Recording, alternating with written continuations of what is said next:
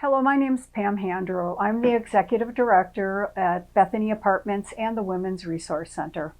Bethany Apartments and Women's Resource Center are the two primary providers for services to individuals who have experienced domestic violence in Racine County.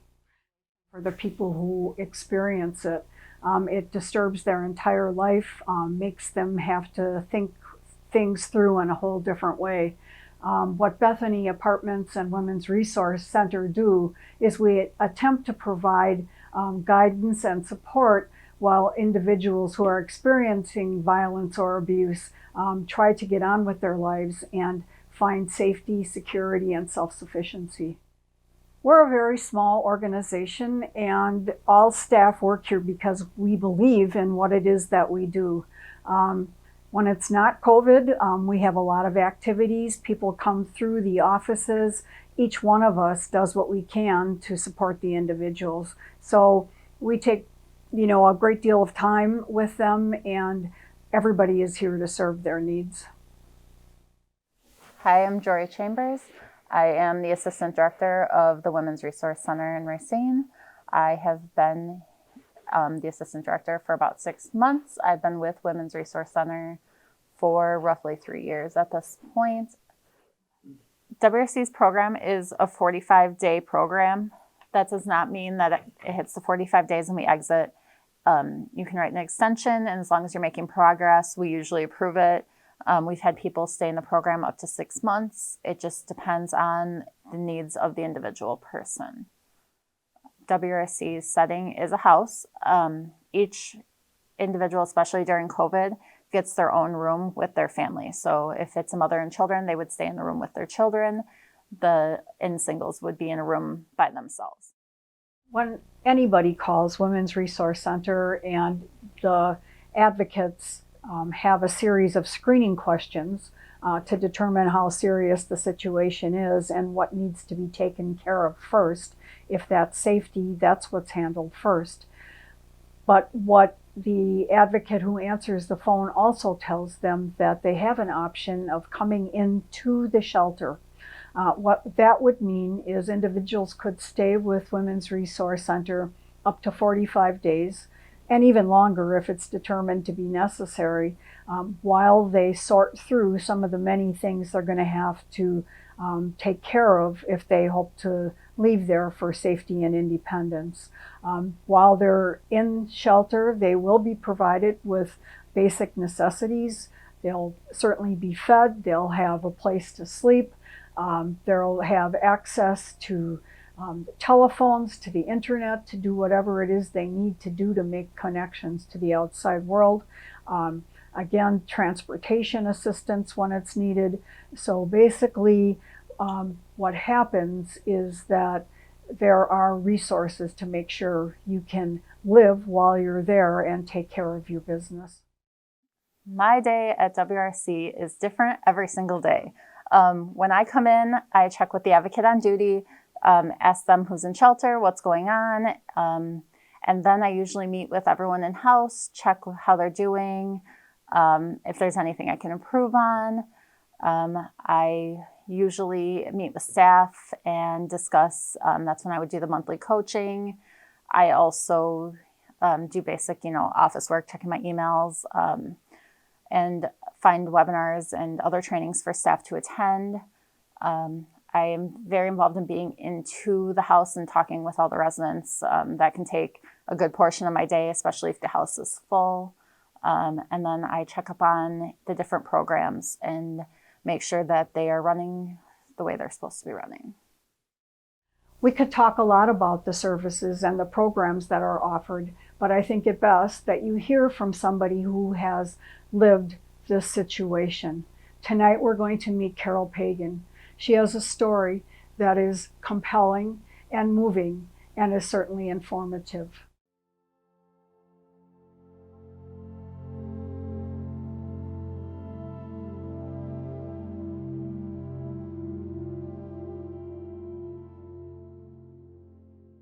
So my name is Carol, and I'm a domestic violence survivor. I was a former resident at the Women's Resource Center Dover Healing House and Bethany Apartments until I recently transitioned out on my own. I just finished with my master's in social work last May of 2020. I started college in 2010 for the first time, and basically from the ground up. And so I got my associate's degree in social work, and I went right into my bachelor's degree, and then finally finished 2020 with my master's. So it's been a long journey with my starting college at the age of almost 50 years old.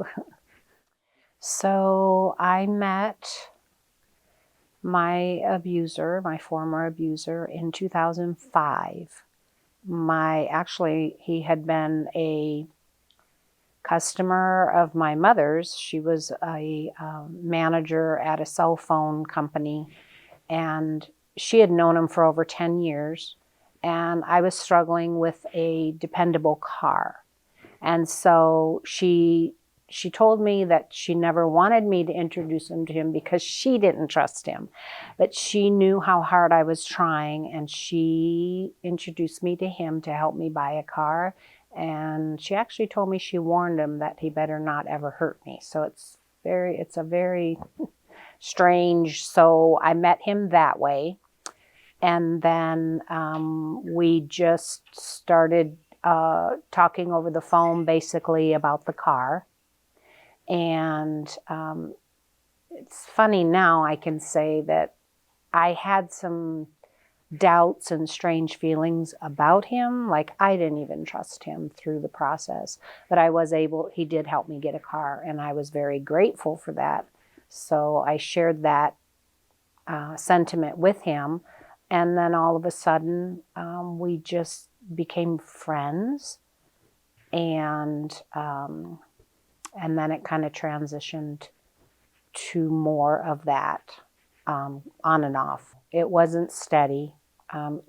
Basically, it was when he decided to show up at my apartment or call and initiate. And that was one of the things, is he always came to my home. I still continued on what I was doing in my life. I worked full time. I was in college, and it was almost like obsessive texting and trying to pull me away from those things that I was working towards, to give him the attention. And then if I didn't have time or attention for him, he would treat me indifferent and be mean, and maybe I wouldn't hear from him. So that was kind of the beginning of it. Like, he would, like, subtle things to put me down, like why I was doing the things I was doing in my life, because they weren't per se what he wanted me to do, or just very little things weren't good enough. And he would say things about my body. I worked out, quite consistently, and he would demean me in the opposite way of what others would say in a positive light. So it was a lot of little things. And like the silent treatment, if I didn't hear from him. The kindness just came natural for me, but I was realizing that I was always the one giving him the benefit of the doubt, and he would use it as an excuse, like whatever he was going through would be an excuse, and then I would take that to heart. And so it was very unbalanced, where it was always my kindness and then it was my fault. So I always felt like I was doing something that I don't know how to explain it. I definitely realized that it was always me trying to make the peace. It was never coming from his end. Never apologized for anything that he had done or said. He started to demand my time more and more. To where I stopped doing the things that were I was passionate about, like volunteering in the community. And my family recognized it, especially my mom and my sister, because I started to isolate. I wouldn't go to family functions because he would either show up. It was always at the last minute where I would have to choose my family or him, that he wanted me to spend time with him and do whatever he wanted to do. And so I slowly started to do that. And then it just started, like I said, I stopped showing up for volunteering. I just stopped showing up for family events and get-togethers. I would miss church because he'd decide to show up on a Sunday, or, the things that were important for me.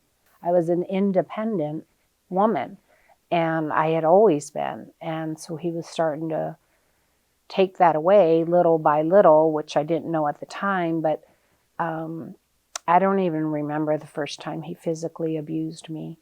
And so it was always my arms, like my upper body, not so much my face. And I would bruise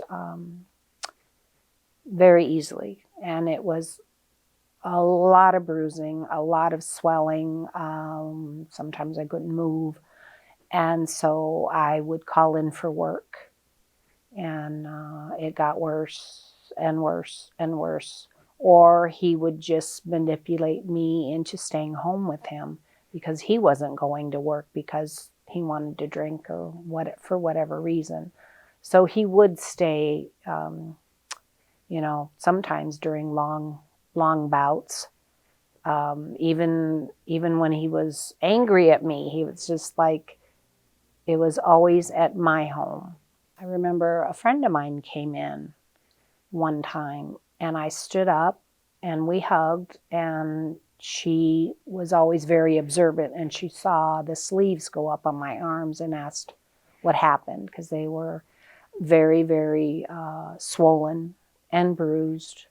And it was always that deep, deep blue purple, and then pretty extensive swelling.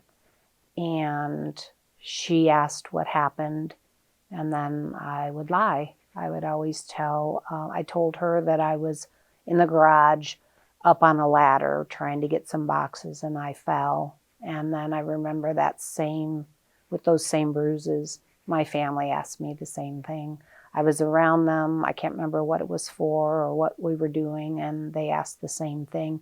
They knew in the back of their mind, especially my mom and my sister, that he was abusing me physically and, of course, in other ways, but the physical aspect of it. And so I would stay away. That was more isolation. I wanted to pick up the phone and dial 911.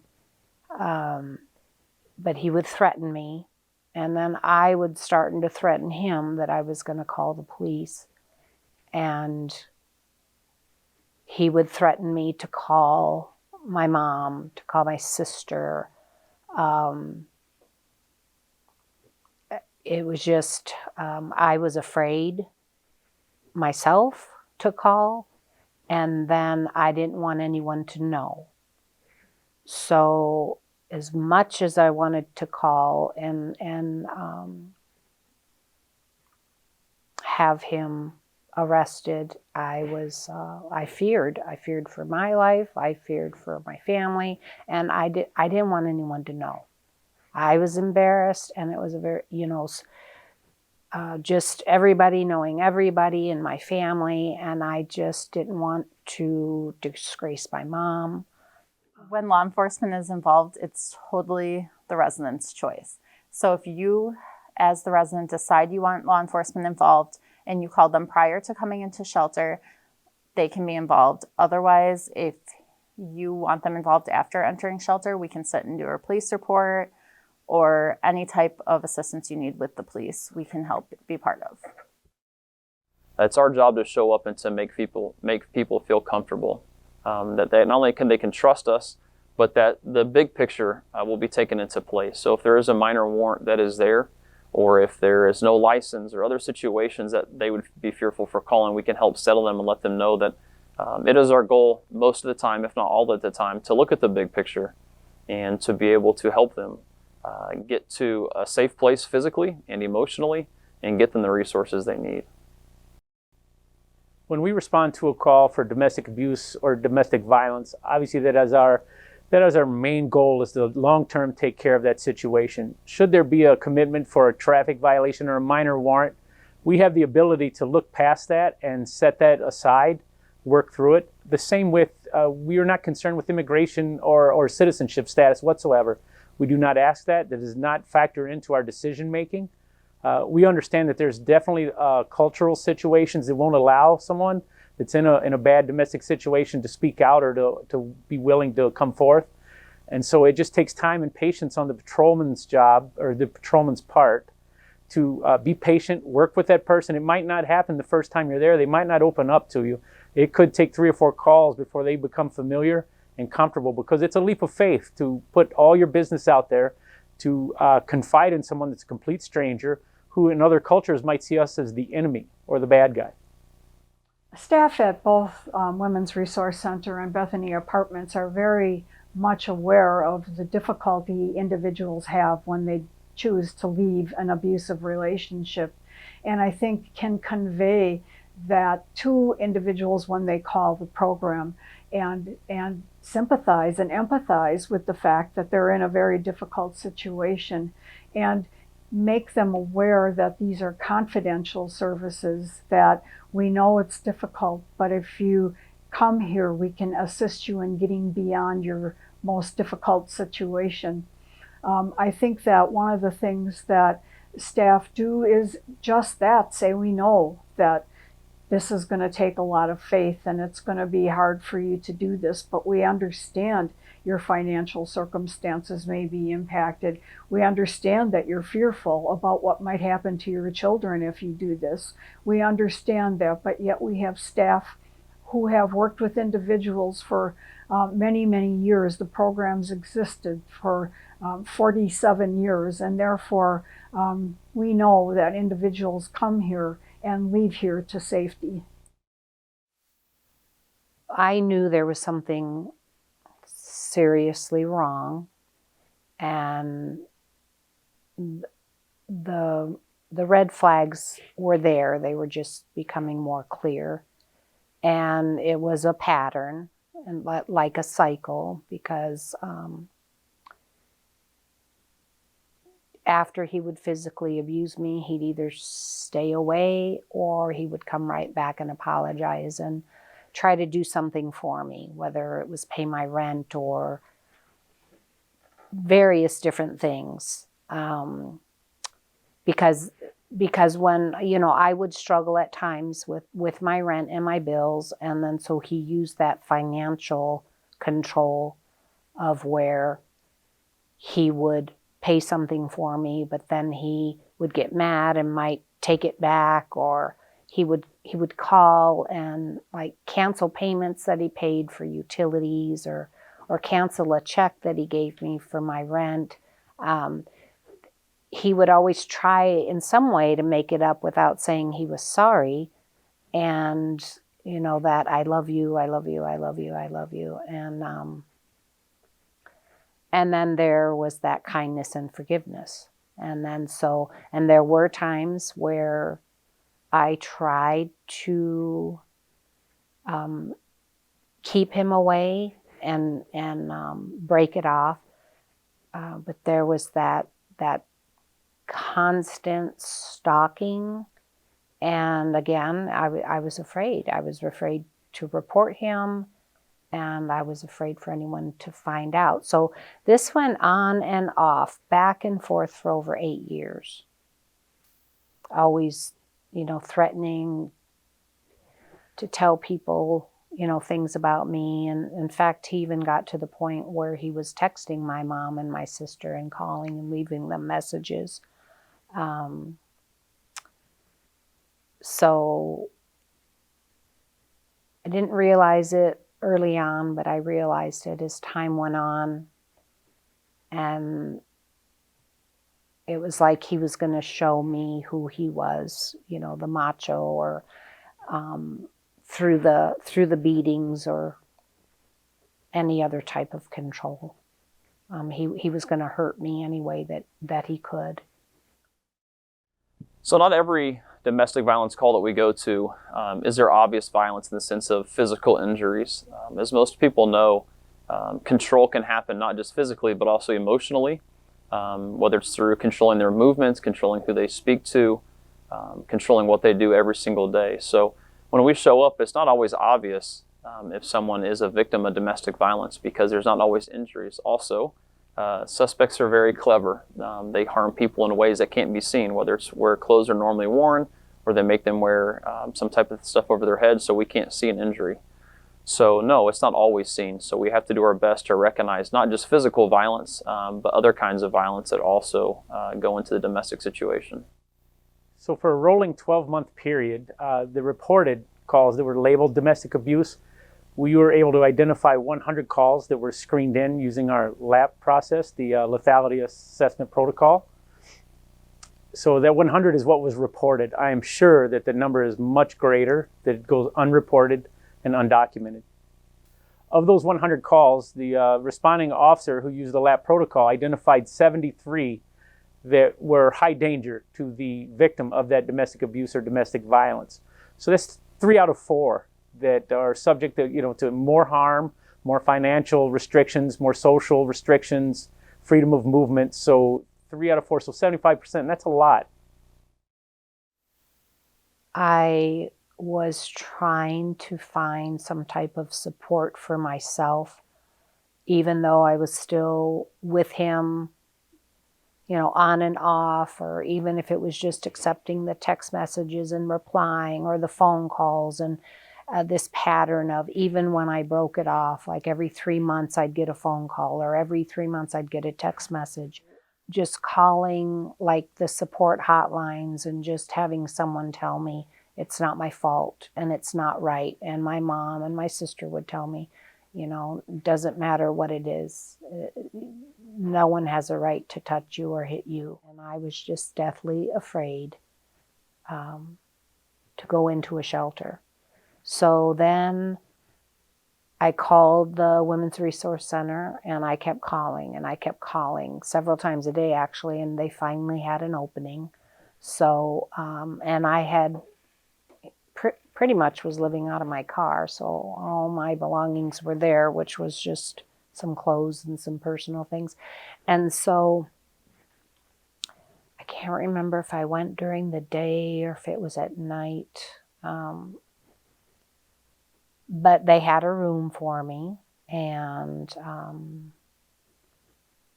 I was just, I wanted that, a better life so bad that I just remember the relief that I had a place to go and I had a bed to sleep on,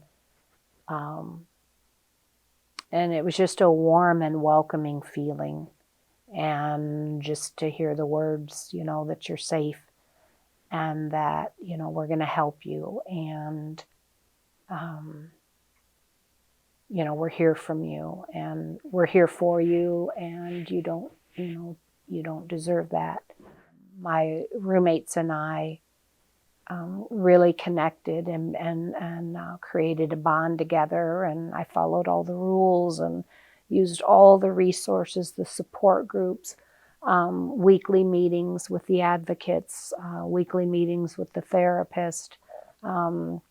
Different organizations would come out there, Racine Vocational Ministries, and I was desperate, so I would get involved or take advantage of every resource that they had to offer me. And then I had applied for Bethany Apartments. So I dropped off the application at the front door, and then I was out at Dover Healing.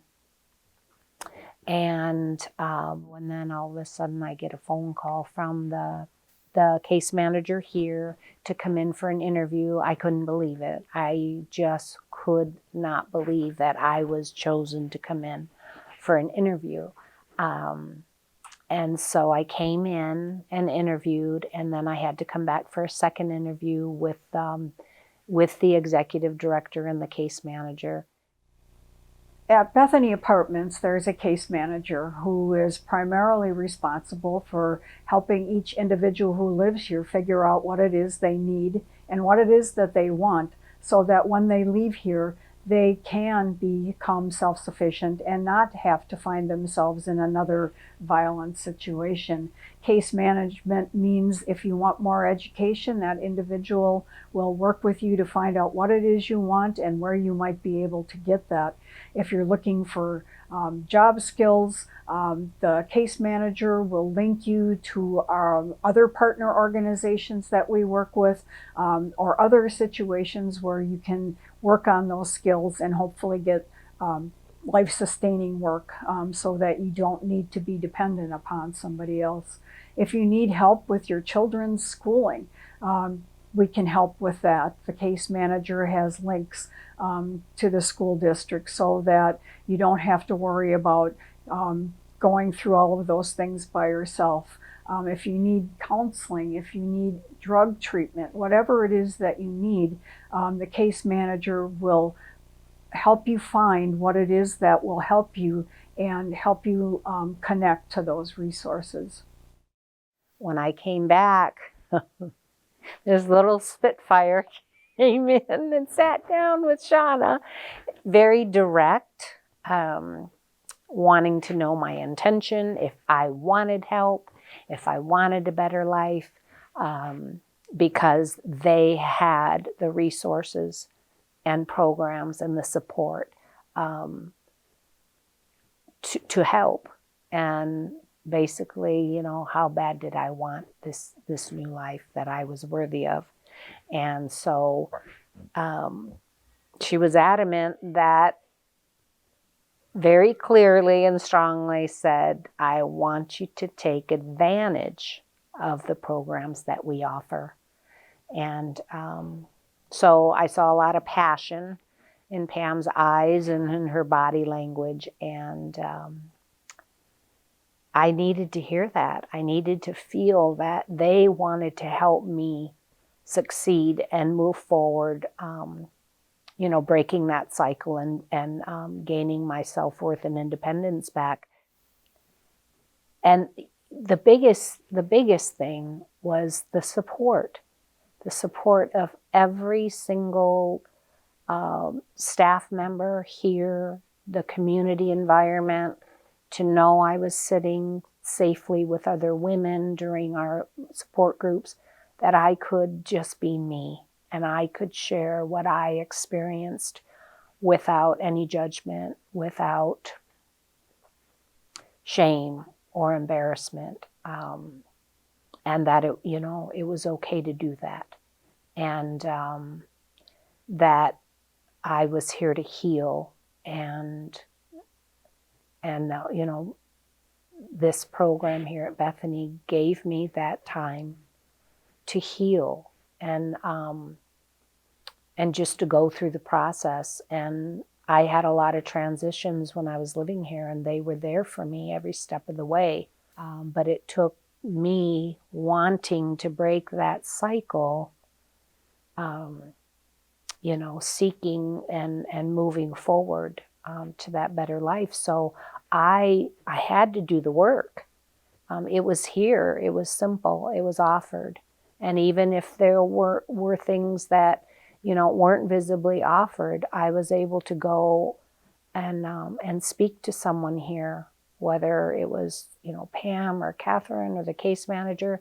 They all knew where I was, what I was doing, what worked, what didn't work, and they were right there to offer me something, you know, that might help me continue to move forward instead of backwards, because I would take step backwards, and I would just, something was always trying to defeat me. But just hearing the words, especially from other women, whether they, experienced what I experienced or not, they understood. I honestly can't believe I'm sitting here and that I am alive and I'm healthy and I'm healing and I stay connected to my support systems. That's very, very important. And they're still here for me. And then I've built those trusting relationships, because it doesn't mean it's going to go away. Doesn't mean that, I still don't hurt or it's not in my mind, but it gets easier. And that is part of breaking the cycle, is just saying, no, I am worthy. I am fine just the way that I am. I'm worth loving. I'm, just allow the support, allow someone to help you.